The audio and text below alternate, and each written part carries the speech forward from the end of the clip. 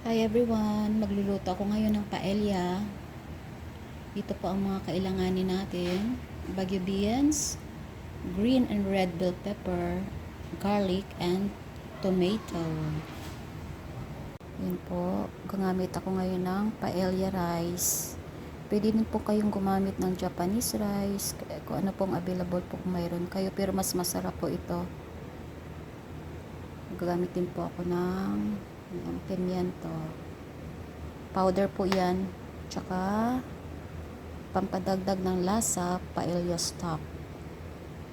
Please po, subscribe my channel. Maglalagay din po ako ng saffron, pantagdag kulay po sa paella. Chicken cubes. Gagamit din po tayo ng prawns, breast chicken, manok, squid, mussels, then mussels. Ayan na po, ginisa ko na po yung manok. Papupulahin lang na natin. Ginisa ko po ito sa may olive oil. Olive oil po itong ginagamit ko.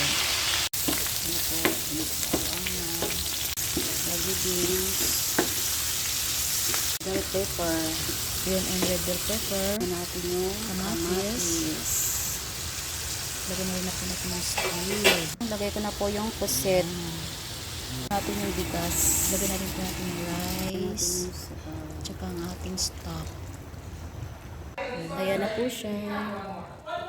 Iin-inin na lang po yan hanggang sa maluto.